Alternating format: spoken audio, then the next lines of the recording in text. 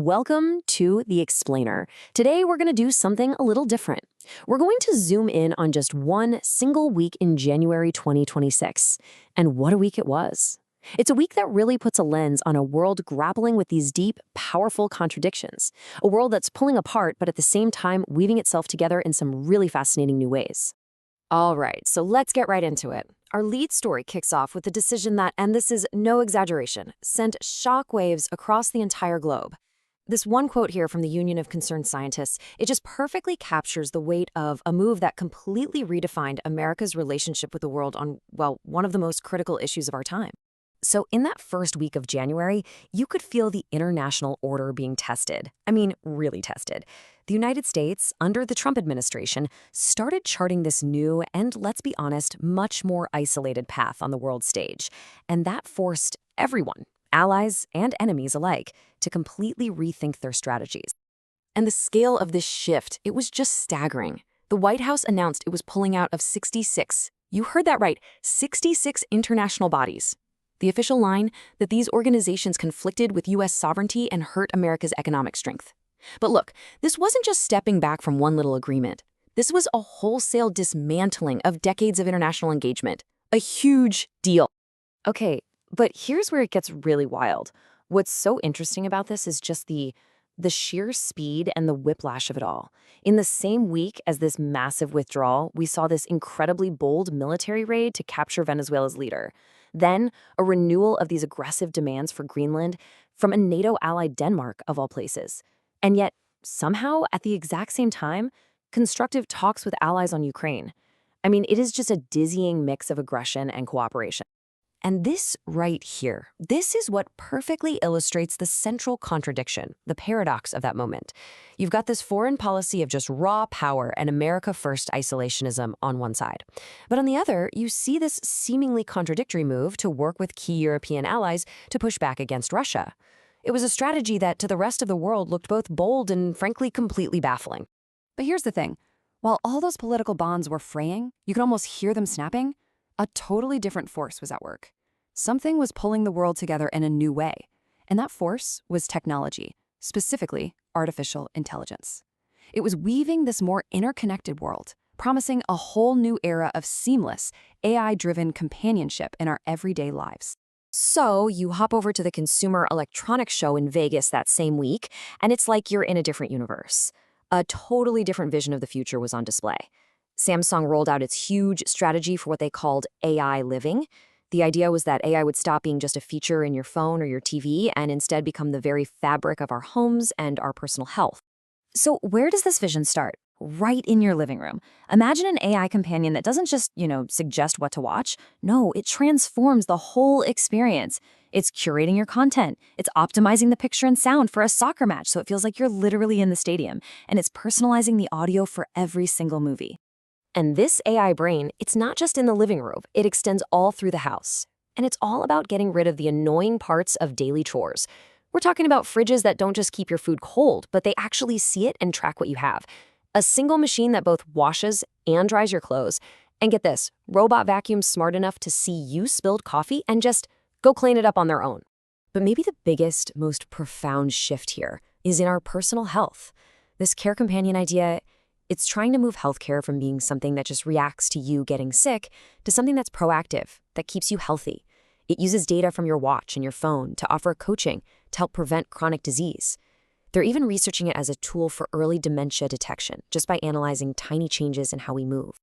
And it wasn't just our homes. This same push, this same drive for AI integration was also happening in our schools.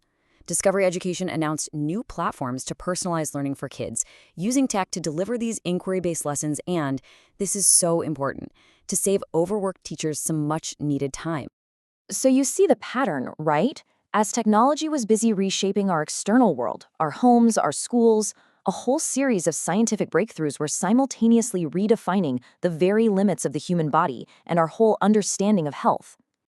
And some of the findings here were just incredible. New research revealed that a workout, just 10 intense minutes, could release molecules into your bloodstream that have this powerful anti-cancer effect. It literally activates DNA repair at a cellular level. It's this profound, direct link between a short burst of hard exercise and our body's own defense systems. Amazing. Then you have the ongoing battle against obesity. A major real-world study came out with a really clear verdict. It found that bariatric surgery was 5 times more effective for serious weight loss than those new wonder drugs like Ozempic. I mean, it highlights a pretty stark difference in results between a surgical fix and a pharmaceutical one. And this is a really big deal, because the very definition of what it means to be healthy was shifting under our feet. A new study suggested that if we update how we define obesity to include things like waist size and body fat, not just BMI, the rate in the US could skyrocket to almost 70%. You're talking about reclassifying millions of adults literally overnight. So what's fascinating is that this intense focus on our bodies, on understanding and improving our physical selves, it was perfectly mirrored in the culture. There was this parallel and just as powerful desire to express a more authentic, more human, and more individual identity. You know, this simple question from a fashion reporter really captured the mood of 2026 style perfectly. After years of living in this, monochrome world of beige, black, and white, there was this sudden, joyful explosion of vibrant, expressive color.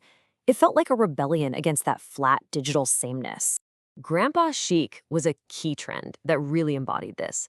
But look, it was about so much more than just the clothes. It was a whole aesthetic of thoughtfulness.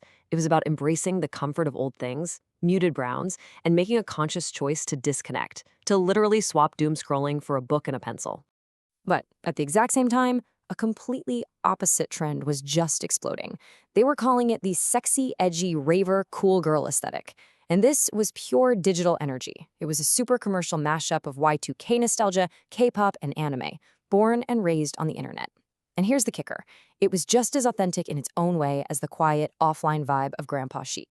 So, okay, what do we make of all this?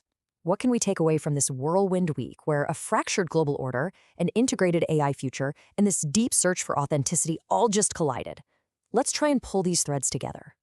This table here does a great job of laying out the core tension of that week. You look at politics, and you see these forces of division and connection happening at the same time. But while politics was pulling us apart, technology and culture were, in many ways, powerful forces for connection. Tech was weaving AI into our daily lives, and our culture was searching for new, authentic ways to express who we are as individuals. And that right there, that's the key takeaway. That 1 week in January 2026, it was a perfect snapshot of an era defined by these powerful opposing forces. You had fragmentation and nationalism on one side, and on the other, you had technological integration and this deep, very human search for authentic connection and meaning. So it leaves us with a pretty critical question, doesn't it? In this constant tug-of-war, as nations are building walls while technology is busy breaking them down, which of these forces are truly shaping our future? It's something to think about. Thanks for joining this explainer.